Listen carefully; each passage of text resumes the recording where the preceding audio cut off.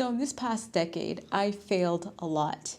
And I put that in quotations because I do not believe in failure, actually. I just believed in learned lessons, and I have had lots and lots of lessons this past decade. And honestly, I truly believe it is one of the best things that ever happened to me this past 10 years. Every lesson learned, I have gotten more refined in my path and learned so many valuable lessons that will lead to wins, which I am so excited to share. Oh, and by the way, if you see me looking towards this area, it's because my notebook's on here. I painted it. Isn't it nice? It's called the Next Level Notebook. But anyway, I put all my notes in here, so that's why I'm looking at this particular place. So I'm going to be talking about school. I'm going to be talking about writing. I'm going to be talking about my podcast that failed. I'm going to talk about my TikTok thing that also failed. I'm going to talk about all the lessons I learned and how to take those lessons and make the next era a winning era. Okay, this 10 years needs to balance out this last 10. I'm just saying. So if you're interested in a certain topic, whether it be school or any other things that I mentioned, I did put chapters here. I've always wanted to do this. So we're starting off strong with school. Usually when you're in high school, it takes you 4 years to graduate. It took me 6.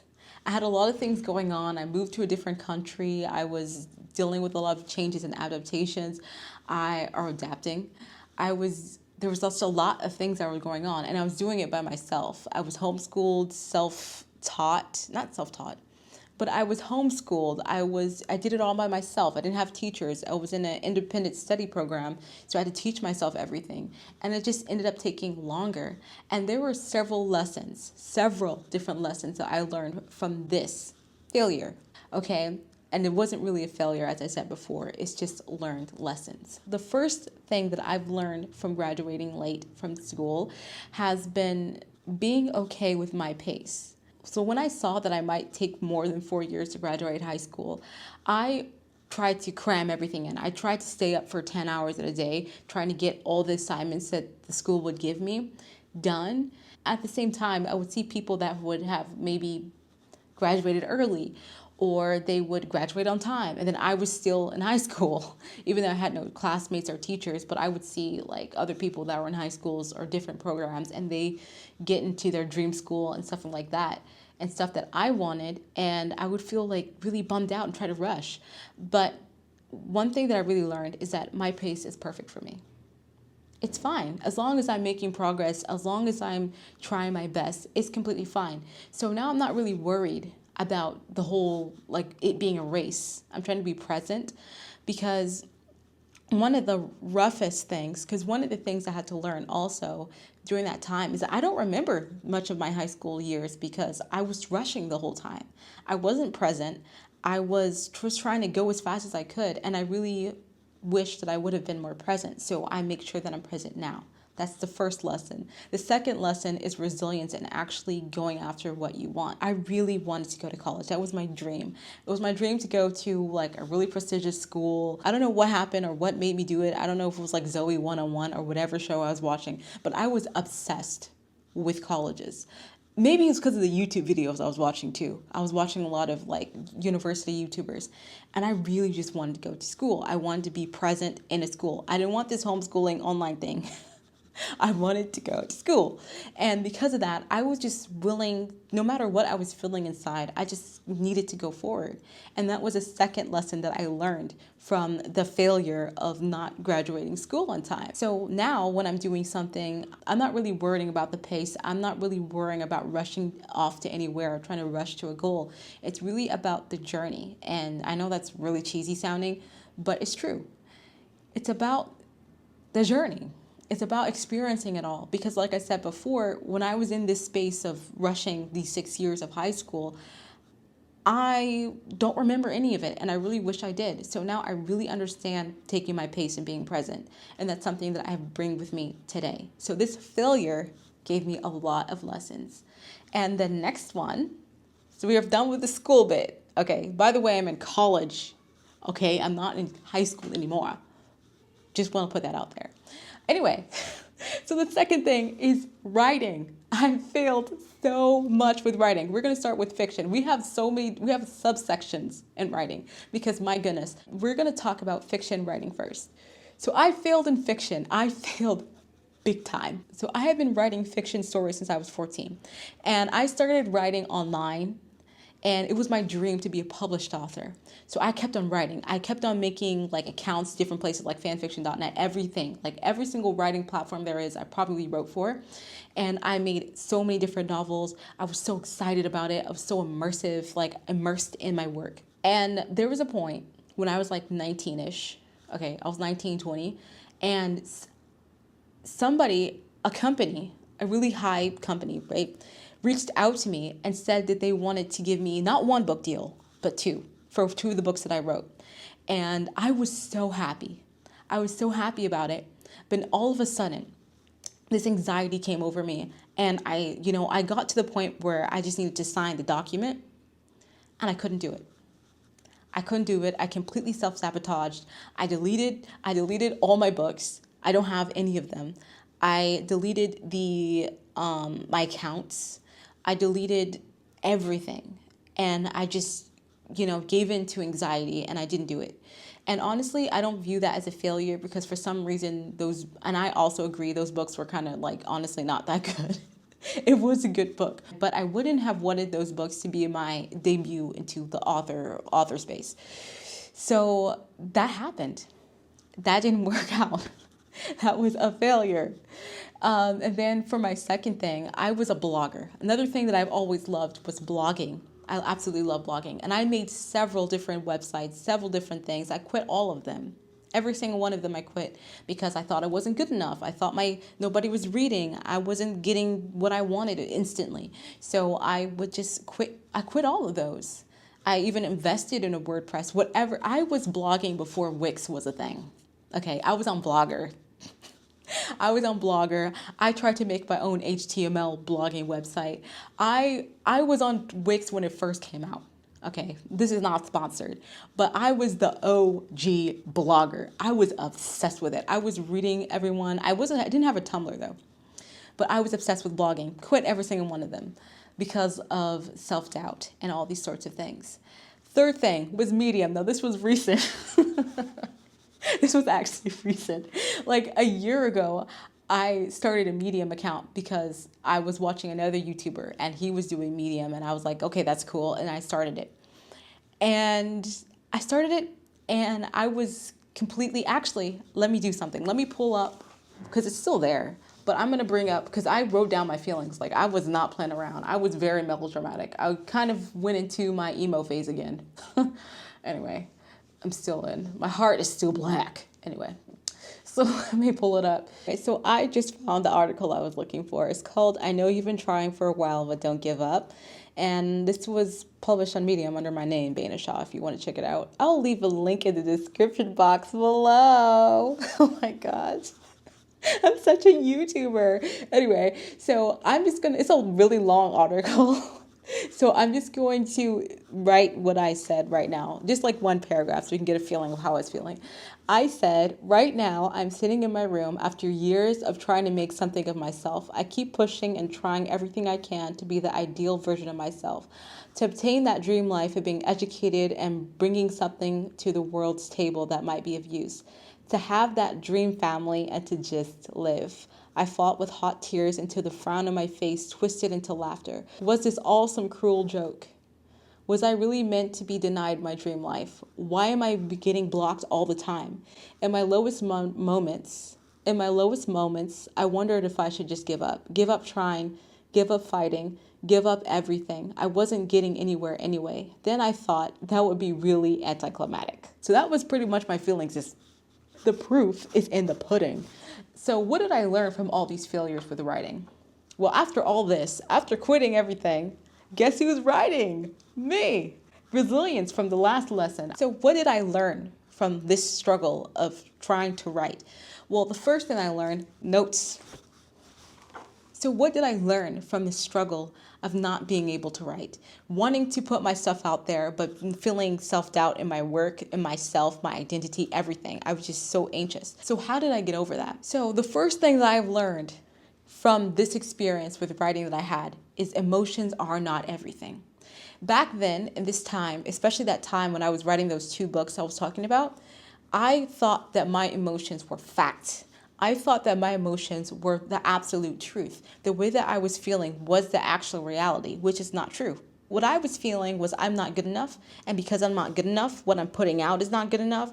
And what I'm putting out is not good enough, which means it isn't, which is not true. I am good enough. But my feelings were telling me otherwise because of some programming or something that I went through before. Your emotions are not facts. And the second thing that I've learned from this failure is like limiting beliefs are not the all-knowing beliefs, okay? One of the things that I thought was like all my limiting beliefs were true. They're just trying to keep me safe. I'm not good enough. I can't do that. Writing books isn't good. I'm not good. That's not true. I learned also from this lesson or this failure is that the importance of reprogramming your mind. You're going to need to do that. Okay, it's not supposed to feel like a walk in the park. What I was thinking is that the path of the least emotional resistance is the right path. That's not true. In fact, if you want to change your life like I want to do, like we're doing, me and you, because you're here for a reason, you're listening for a reason, it's actually kind of the opposite. You're going to have to go the other way if you really want to make a change. Because if you're doing the thing that's most comfortable, you're going to stay where it's most comfortable, which is your current reality. And that's something that I learned so much from this chapter of my life when it comes to the writing corner. Okay, the writing failure. The next one. The next failure was my podcast. It was my podcast. This podcast is also still up. My Medium is still up. My podcast is still up. If you want to check it out, you can. It's not going to be updated because I quit. But anyway, I started my podcast because I just kind of wanted to. Okay, I just did. It was like right after Medium or at the same time of Medium. I just started it. And that is one of the main lessons I learned. I just started. I just took a little course. I personally tried Podcaster's Paradise. This is not sponsored. I'm just trying to put you on. It's free anyway. And I did everything I need to learn it. And I bought a microphone and I just hopped into it. And I didn't really care anymore. What on earth could I've learned from failing a podcast? So the first thing, and also the main thing pretty much I learned from failing a podcast, was not being afraid to realign myself and being seen trying for real. Because when I was doing my podcast, it wasn't feeling right. So I was constantly changing things. And I didn't care. I didn't care because a lot of people think that when you start something, you have to stick to it. You have to it's like written in stone.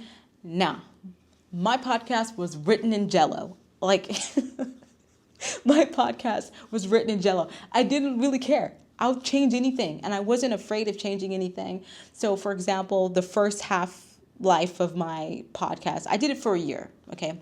First 6 months, it was called The Living Diary. I didn't like that. So I changed it.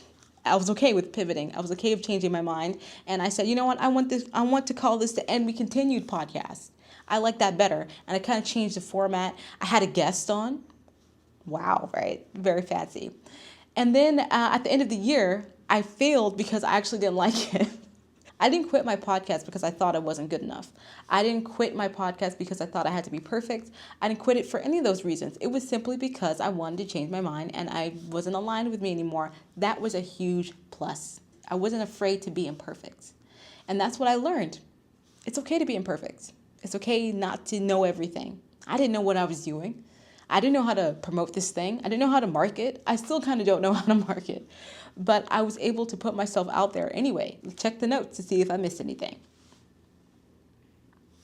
I did. The most important thing that I learned about podcasting is the fickle nature of fear. I wrote that down. When I first started Medium, when I first started my podcast, when I first started, doing anything that I started, I was scared. I was terrified to start. I was terrified.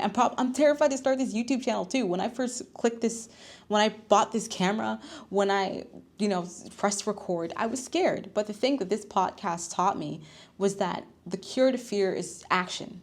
And I did it. I did the podcast and I went from being so scared to press record from it being nothing at all, for me to just do it randomly in my living room. But that happened because I kept on showing up. And that's what this podcast taught me. So the last chapter that we have today is the TikTok chapter, which is the freshest chapter. It's the freshest lesson learned. So when I started TikTok, now this was the most scary thing I have ever done in my life. That was the most scariest thing I've ever done in my life. Scarier than writing fiction, scarier than starting a podcast, scarier than anything was putting myself out there and you can see me. Because even when I was doing the writing I was doing, I was just like a picture maybe. And my books were anonymous anyway, so nobody knew who I was. But putting myself out there for real, that was really scary. And unfortunately, TikTok deleted 99% of my year's worth of posting consistently. So you can't see that. I don't know what happened, but all of my videos are gone. I don't know. I just took it as a sign and I kept it moving. That's what I learned from school. Anyway, so yeah, for TikTok was the most scariest thing I've ever done. Okay. But I kept on showing up. Trust me, I was crying before I was filming, crying during sometimes, and crying after. But I kept on showing up. And it really showed me that consistency is key.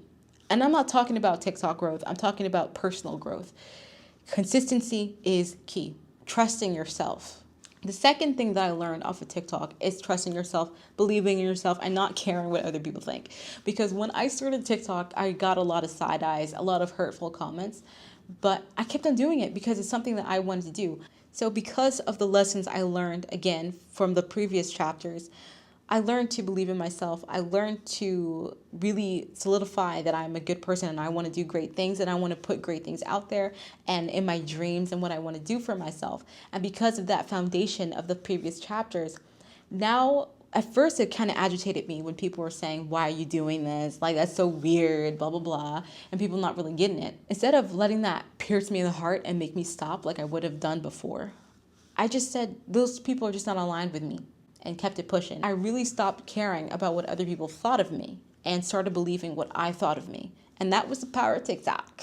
So the third lesson of this section and the whole video is the importance of environment. It's very important to have things surrounding you that uplift you. You have to see mind expanders.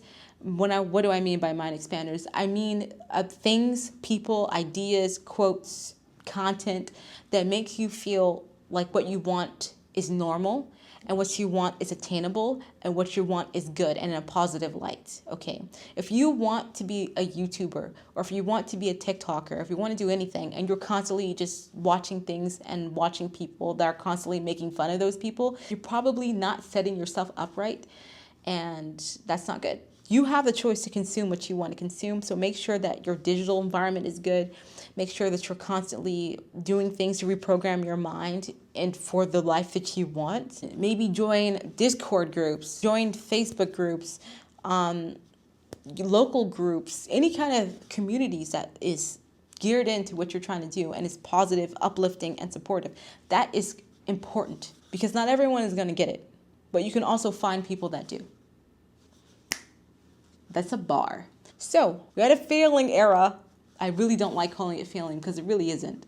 But we had this era that we had, the lesson learned era. So now how can we turn this lesson learned era into a winning era? The first step is taking all the lessons that you have already learned and apply it. Don't go back into old limiting beliefs. Keep on pushing forward. Start processing your emotions and make sure you don't go back to those limiting beliefs and don't forget those lessons. Continue the lessons that you worked hard to learn. And the second and last step of turning all those learned lessons into assets for you to go after your winning era is to now take optimistic action for what you want.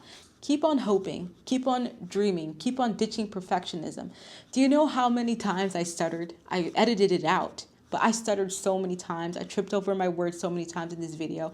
I did question if people were actually going to watch this and stuff like that, but I kept on going anyway. But I'm taking all those lessons that I learned from all my lesson learned that I earned and applying it to right now. This is just the beginning, okay? This is my beginning. I don't know what I'm doing. I don't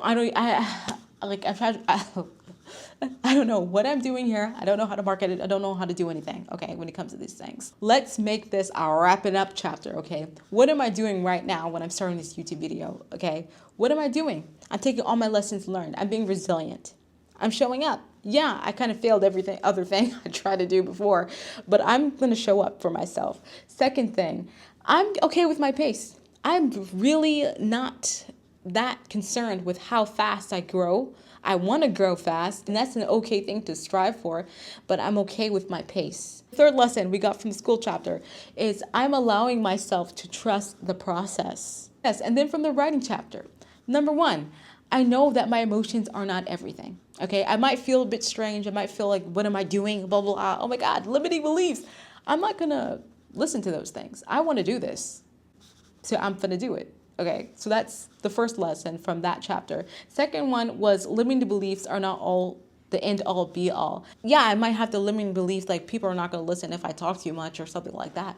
But I'm not going to believe in that. That's not the truth. And the third lesson from the writing chapter was the importance on rewiring my brain. I'm rewiring my brain through my actions right now. I'm rewiring my brain through praying for what I want. I'm rewiring my brain for doing my affirmations and watching people and the girlies that I love to watch on YouTube and expanding my mind into doing what I want to do and it being okay. I'm doing the work. We are doing the work. And then from the podcast chapter, the lesson I'm applying right now is I'm not listening to fear. Sure, I might be scared. I might be nervous. This is not something that I've done before. Maybe I'm scared about the way I look. I don't know. But I am not going to listen to that fear. And what I've learned is that fear is fickle. All I got to do is take action. The second thing I learned from the podcast chapter was aligning to do what's best for me. YouTube is what's best for me. That's what I believe. I believe my vibe is like a YouTuber and I really like it. And it's something that I've been watching since I was a kid and something I've been wanting to do since I was a kid. I'm aligning with what's best for me right now.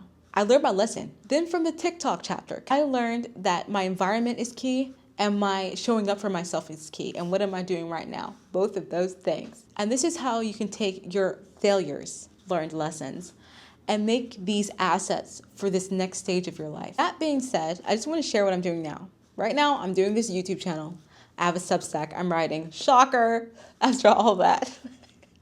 After all that, I just went back to who I am, right? I'm a writer. That's just what I'm doing.